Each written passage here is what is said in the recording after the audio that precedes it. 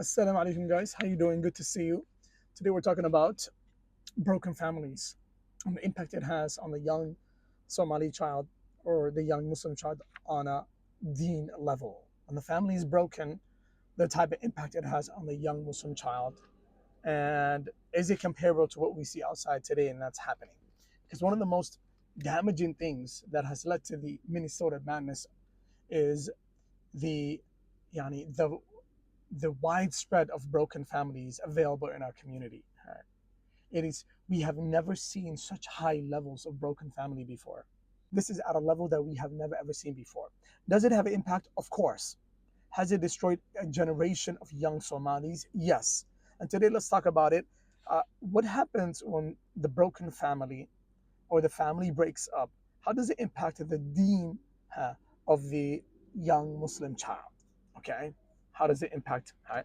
Because when a Muslim family breaks down in the West, the impact is often more dangerous and far-reaching than in traditional Muslim societies. Right? The risks are different. The fitna is different. The enemies are different, and beyond, and beyond. So let's break it down. A few points. Number one, a loss of Islamic identity. Okay, what you see and find is that in a broken Muslim family, Islamic tarbiyah is weakened or lost. Right? Islamic tarbiyah is lost. It's very hard to find.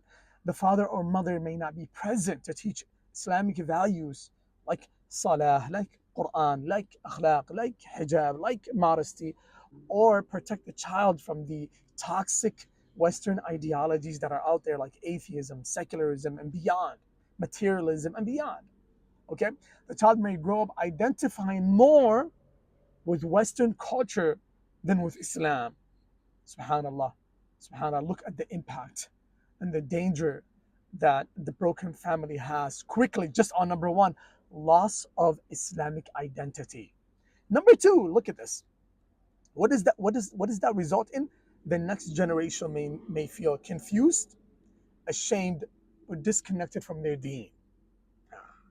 That's the result of the loss of Islamic identity. Okay, the next generation may be confused, ashamed, or disconnected from their deen. All right. Number two, vulnerability to kufr, yani disbelief, and shubuhat, doubts.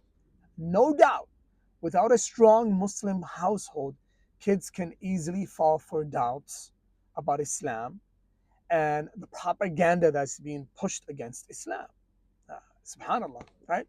Uh, Non-Muslim peers, media, the school system may become their primary influence. Why? Because the influence of the father and mother is diminished when they're broken. We mentioned before, when the elephants fight, the grass suffers. The grass suffers. What does that result in? Yani vulnerability to these things, weak or lost iman, possibly leaving Islam. Uh, I usually talk to a few here and there. I get called to meet with young Muslim children, and they have doubts. And when you ask them, what does La ilaha illallah mean? They don't know, right? They don't know. The families have failed these young Muslim children. They don't have time to educate them. They're busy with their own drama. Broken family leads to broken results. Okay? Then I have to re-educate them, and we start from zero. These kids are just put in positions where they're not fit to succeed, and that's it. Number three, absence of Islamic male leadership. In many Muslim broken families, right, the father is absent or uninvolved, but then Islam commands that the father is يعني qawwam, the protector and the maintainer of the family, the women and the children. But he's not there in a broken family. So what holds? Who replaces him? Social media, TV, the internet, the toxicity out there, school influence, the non-Muslim peers, the media, the culture becomes the father and replaces that position. Without that protection, the family is exposed to haram relationships, mental health issues, substance abuse, crime, and beyond. What is the result of absence of male Islamic leadership? The result? Loss of family honor, chastity, and protection.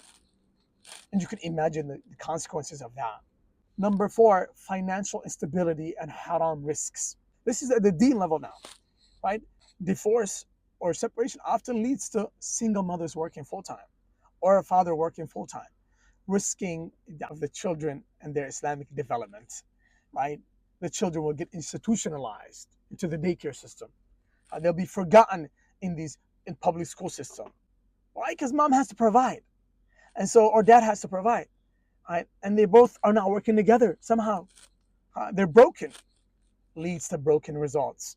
Poverty may push them into haram income, right? Riba, unlawful jobs, and beyond, and beyond. Result: Deen is sacrificed for dunya survival. Number five, community breakdown. Subhanallah, community breakdown. When families are broken, the Muslim ummah weakens. The Muslim ummah weakens, right? Less masjid attendance, less community projects, less brotherhood and sisterhood, which we clearly see, more loneliness and depression, right? Broken results, uh, broken results, right? The result being Muslims feel isolated in a non-Muslim society, making them easy targets for fitna. Look at this, making them easy targets for the fitna that's out there. Right? Shaitan is calling them the desires, the nafs, the temptations of the dunya, all of them pulling in different directions. Subhanallah.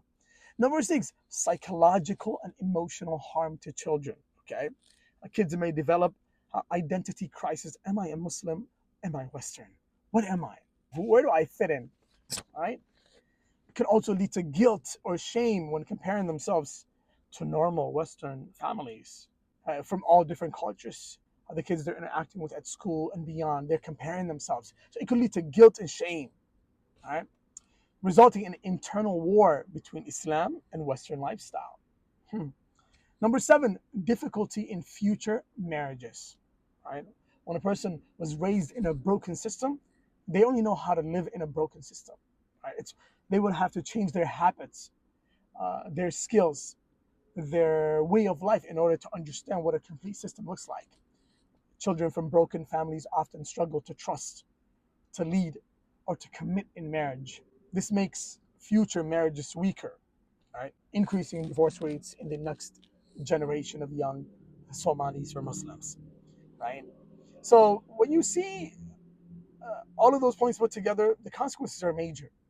Uh, and the reality is, we don't have a system that can protect the Muslim family here. There's no training provided for couples before they get married. There's not much counseling available. A lot of ego involved. People don't get help when they should. In results, what happens? Reckless behavior, right? Uh, External influences by these toxic Western ideologies that don't believe in marriage and the importance of family. And their main goal is to destroy the family unit or the nuclear family. So when a person follows these ideologies or they sympathize with them, it does have consequences. All of these things put together, it leads to broken families.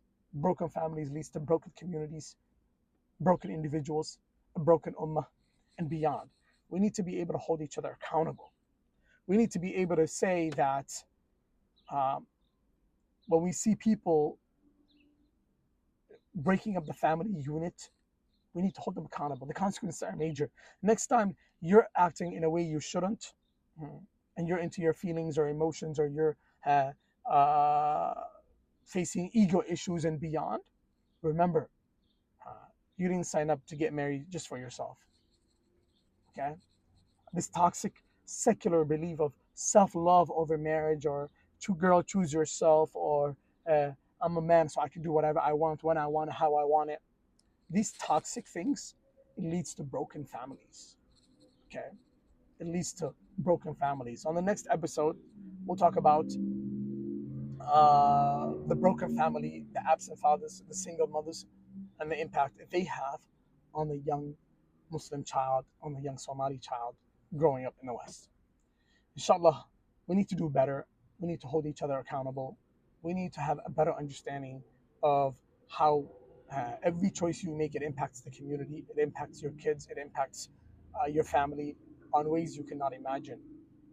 On ways, in a world where selfishness is promoted, in a world where self-love and choose yourself and find your calling and all this toxic rhetoric is everywhere, we need to reframe how we think about family life, about marriage, and beyond.